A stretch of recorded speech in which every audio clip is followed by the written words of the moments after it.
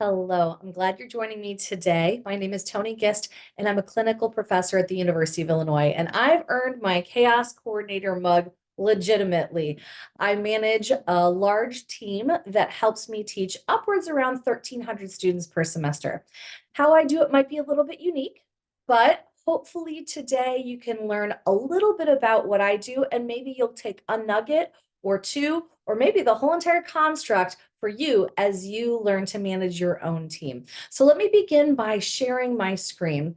And I've got a presentation here, which we will be going through collectively. And so what I want you to do is understand that managing a large team is something that does take a little bit of thought. It takes a lot of conversation, a lot of patience. So what I'm going to let you know is I don't do this alone. I have a fantastic team of my own, and they let me know what things I can be doing better. They help each other out, and it's really this fantastic setting where everyone feels supported as much as they can. And if there are flaws in the system, which inherently there will be at times, they respectfully step up and let me know about others or about myself and how we can all be better. So hopefully you want to create an air where people do feel comfortable to share with you what things can be better. So I do want to let you know that even if you don't have a large class, so you might not aspire to teach over 1,000 students at the University of Illinois. But even if you don't have that large class and TAs, you will likely have a team of graduate and undergraduate students that are working together towards a common goal in a team setting. So how do we do this? The outline of what I'll be discussing today is here. We've got more or less a way of walking you through very quickly what it is that I do. And we're going to have discussion questions that you're going to be prompted to go through with whoever's around you, or even critically think about on your own. So first we'll talk about what situations may have a large team to manage. For example, large lecture hall classes, growing research labs, outreach or extension activities, and more might have a team that requires your management and oversight. How do we select a team? And how do we assign what it is that they're supposed to be doing? What do you do to set a tone? How do you create training materials? What are some means of effective communication? And also, if you have any questions, know that I'm here for you. You can always reach out. So we'll start by answering the question, which faculty have funded graduate teaching assistants, or what we call TAs? And that might completely depend on your departmental construct. So you might not have any teaching assistants to oversee, depending upon what it is that you're doing as part of your teaching load. Classes that often have TA support are larger classes that require a lot more classroom management as well as grading of assessments. Even if you don't have a larger class, you might have an upper level class that has a lot of detailed assignments, and it might be a required course that really represents your department and those that graduate.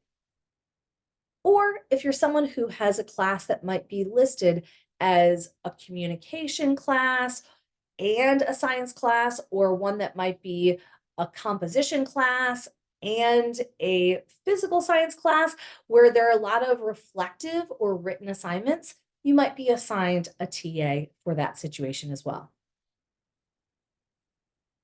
You might also wonder which faculty members have funded graduate research assistants. Well, if you're a faculty member who's relatively new, you might be given what we call like a hatch fund, and that can go a variety of different directions. But we can also have someone who has a research lab with departmental support where they're wanting to make sure that your research goes as smoothly as possible. You might also write grants and have research assistants and their funding written into that grant.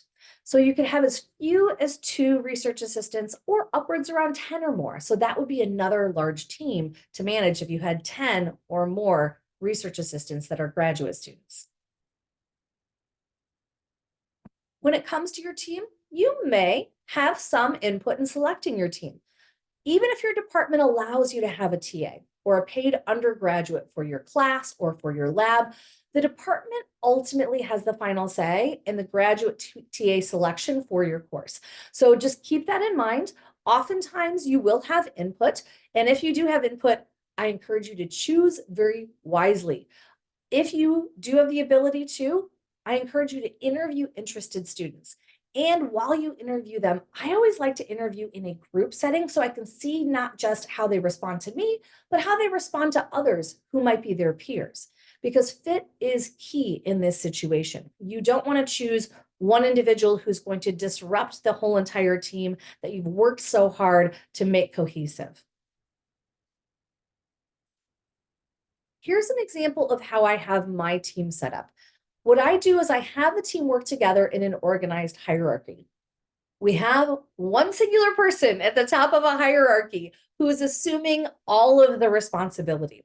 This is primarily the faculty member. So that would be myself. So anything that any of the individuals under my direction do or say, I have some sort of responsibility associated with that. So I make sure that my team is very well versed as to what things should or should not be said in certain situations. Under my direct supervision are what we call DOTAs. These are the directors of the TAs. So they actually help oversee other teaching assistants.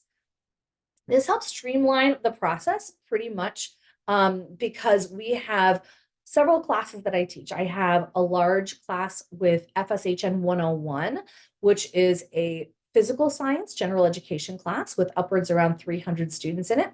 Then I have FSHN 120, which is a large general education class that's a life science class and has a slightly different focus. And again, we can have upwards around 1,000 students in that class. And then sometimes I'll have a small tailored section for the business living learning community or another group of individuals like the James Scholars. Those specific tailored classes are fantastically fun, but they do require a lot more hands-on and a lot more experiential learning preparing. So in these situations, because 101, 120, and special hands-on sections do have very different weekly tasks or goals, it makes sense to have someone that's directing those tasks and can be a point person for anyone else who's working on those. With the DOTA for 101, for example, then they have individuals who are mentors who they help oversee. Those mentors are team members who are returning. They've interviewed at the end of the semester, they're coming back the following semester, and then there's someone who is relatively skilled and they also have experience within the learning management system and with the class itself. Obviously, this can laterally apply to lab situations as well. Those mentors then help select some new team members as needed. Those new team members need a lot more guidance and they need a lot more hands-on because the mentors have more recently been in their shoes. It makes sense that the mentors help oversee those mentees. So for example, if a mentee from 101 has a question, yes, they can come directly to me. That would be perfectly fine. However, we do have office hours and other times set up for the mentor and mentee to meet so that they can help each other out. So the mentee should directly reach out to their mentor. If the mentor is unsure of a question or answer or how to really address it, then what they might do is then reach up to the director of the TAs. If it's something that would help the rest of the mentors as well as the mentees in their team, they will send out a blast text message or email to let them all know so that everyone's on the same page with regard to that concept. Obviously, I'm helping manage the DOTAs. I'm a point of contact for anyone on this hierarchy at any time. And ultimately, this is just how I have it set up. How you might set it up could be slightly different, or you're free to meet with me for coffee and we can talk about it a little bit more if you're wanting to implement something similar. Keep in mind that your team represents you. Whether you want them to or not, they are an extension of you as an individual as far as your professional persona and your goals in your class. So whether they help with a large class, research, or extension activities, they are going to say that they are part of your lab or your class or your teaching team. So make sure that you teach them well and understand that it is your job to set the tone and create a culture you desire for the team, as well as when they're hands and feet out in the community representing you. One way to set a positive tone in a team atmosphere is for you to know every single task that you're going to ask them to do.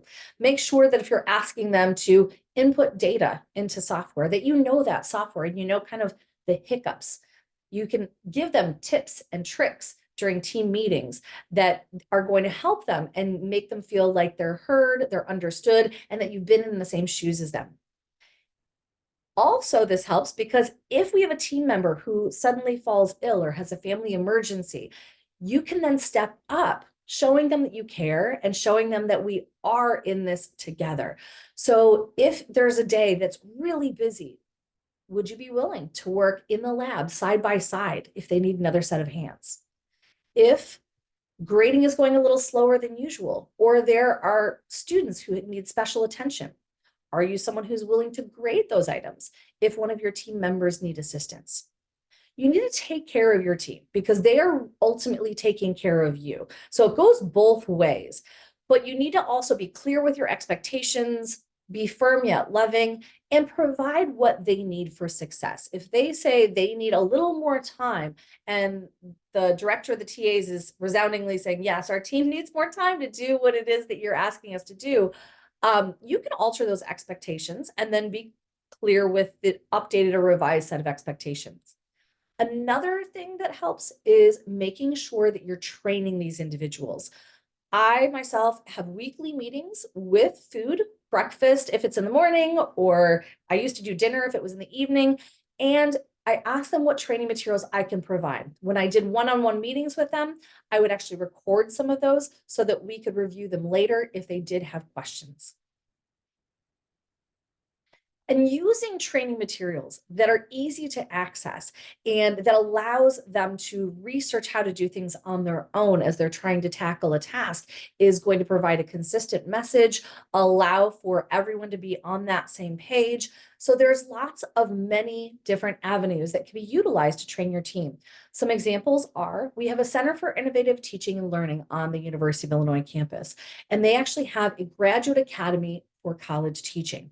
Encourage any teaching assistant that has been selected to join you to attend that every single semester if that's something that you would like them to either refresh their skills or meet other TAs or definitely just learn something new that they didn't know before.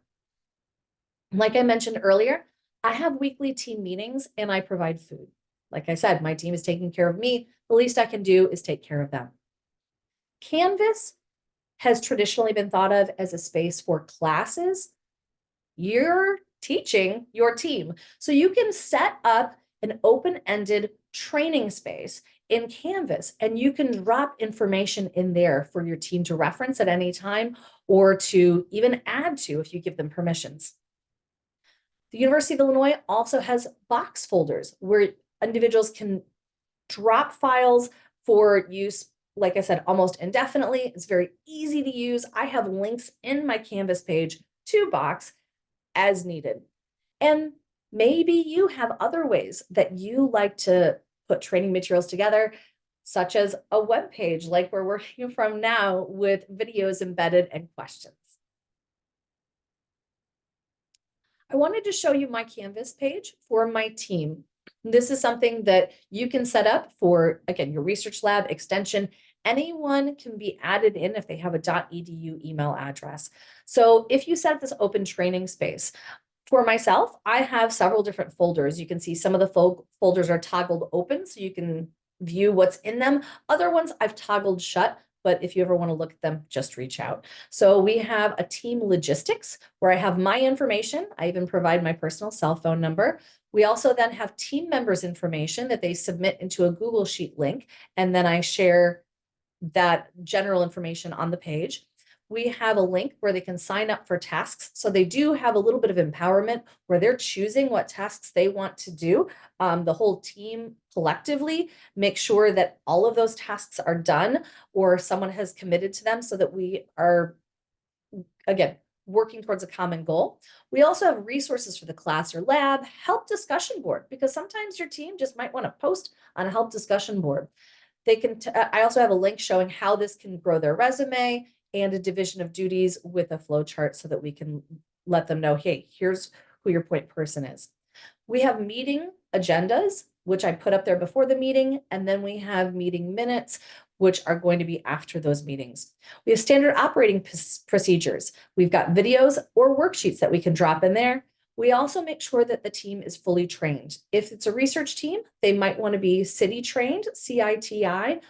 You can go onto University of Illinois website and Google that if you're unsure what that is. We also have HIPAA, FERPA, sexual harassment training, ethics training, and more. And as I do fun activities out in the community and on campus, I offer for my team to partner with me in doing these extra professional development opportunities. Weekly, we have them look at what their duties are and also check in with almost like a little timesheet that they're going to turn into me. With any team, communication is key. Explain the ways you prefer to be communicated with. Do you prefer if they text you? Do you want them to call you? Do you only want emails? Make sure you let them know so that they're clear as what the expectation is. Will there be a group me chat? I will tell you, I love my group me chat with my team. It's very easy to manage. You can set it up where there's a QR code where they can opt into that group me if a new team member is added. And if someone decides to leave at the end of the semester or mid-semester for whatever reason, they can opt out of that group me. So much easier to manage. Are there natural cohorts within the larger team? Like we mentioned before, we have a director of the TAs who oversees a group of individuals. They have their own text message group or group me chat that they have independent of my eyes, because sometimes they want to talk about things independent of me. We'd showcased the hierarchy and when they're supposed to reach out, make sure that you let your team leaders know that as well. And are there ways they can easily find you? For myself, I have very predictable office hours in person. I also have very predictable office hours in Zoom. So I've got about 4 hours per week that they know they can reach me either in person through Zoom or both. I also have a You Can Book Me site where they can click on the You Can Book Me link, and then it shows times that I prefer to have meetings or that I'm open and available. They can click on that time and they can sign up for a fast 15-minute meeting with me, and it populates to my calendar. Very easy to use. I know that Outlook has a similar function as well. And if you do want to share your cell phone for calls or texts, let them know what situations it's okay. For myself, I turn my phone off at night so they can call or text any time of day or night, and I'll get back to them when my phone is on and my ringer is on. I do want to tell you to listen to their needs and preferences. My teaching team is amazing, but they're also very, very diverse. So here's an example from my undergraduate design team sharing with me how they'd like to communicate with their professors, whether they be research professors or professors of their classes. For Pillar B communication, we asked students what their preference was when it came to communicating with their professors. Face-to-face conversation. I think that helps build a rapport with your teacher, and they understand you and they can put a face to a name. I feel like email is a steady form of communication, and also going to their office hours. I'd like to use email. It's really convenient and it's something that I can quickly access. Zoom meetings, going to see them in person. I like going to their in-person office hours or emailing them when I need to.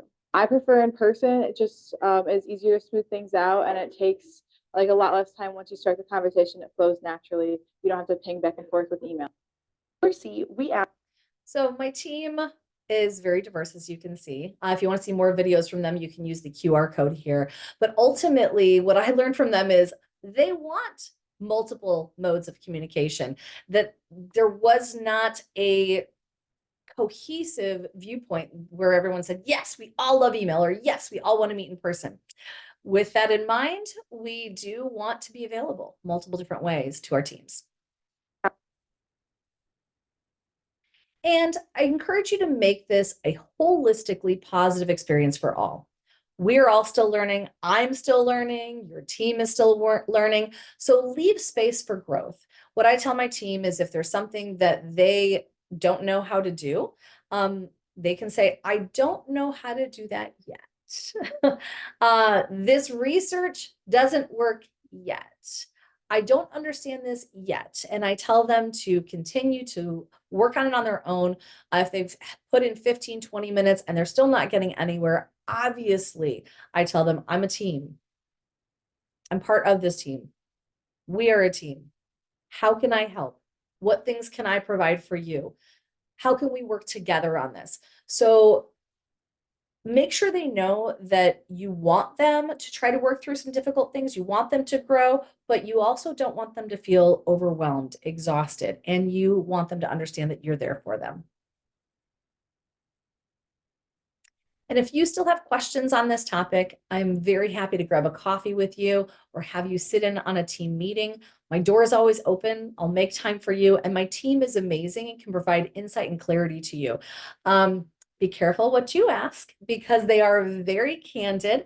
They have been coached not to share specific classes or specific professors that things have happened with, but they will share with you generalities of situations that maybe they were disappointed in or that they learned from or that were fantastic. So with that, if you're there in person, why don't you ask my team what their thoughts are on things?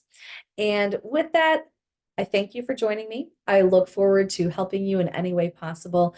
Again, my name is Toni Marie Gist, and I love teaching at the University of Illinois. Go Illini!